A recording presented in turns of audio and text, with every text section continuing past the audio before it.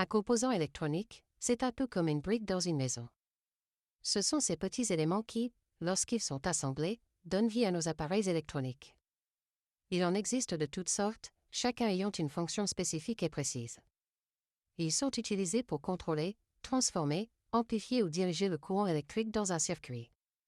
Il en existe des dizaines de ces composants utilisés en électronique, mais voici quelques exemples clés. La résistance, sa fonction principale est de limiter et réguler la quantité de courant qui traverse d'autres composants dans un circuit. Sans elle, ces composants pourraient être endommagés. La LED, ou diode électroluminescente, c'est une source de lumière qui brille lorsqu'un courant électrique passe à travers elle. Une LED, c'est comme une petite ampoule, et elle a deux pattes, une longue patte qui est positive qu'on appelle anode et une courte, négative, appelée cathode.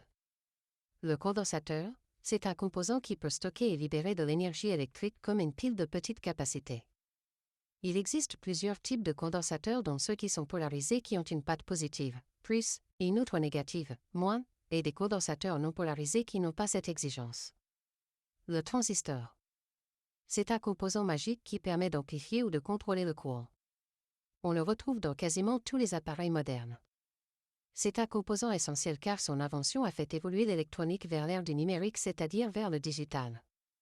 Le transistor comporte trois pattes qui sont la base, le collecteur et l'émetteur qui doivent être connectés correctement quand on veut l'utiliser dans un circuit électronique. L'interrupteur, c'est un commutateur qui sert à couper ou à rétablir le courant dans un circuit. Le bouton poussoir est un exemple d'interrupteur qui fonctionne en exerçant une certaine pression sur celui-ci. Nous l'utiliserons beaucoup dans nos projets à venir. La batterie, elle est la source d'énergie dans un circuit. Tout appareil électronique a besoin d'une source d'électricité pour fonctionner. Par exemple, dans un téléphone, c'est une batterie de 3,7 volts qui est utilisée comme alimentation et que l'on charge régulièrement.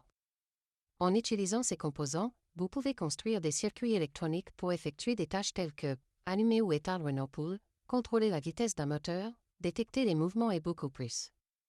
Ces composants sont comme les pièces d'un puzzle, une fois assemblés, ils permettent de créer des circuits incroyables, comme dans nos téléphones ou les jouets électroniques. Dans notre prochaine vidéo, nous allons définir ce qu'est un circuit et vous aider à en créer un vous aussi facilement.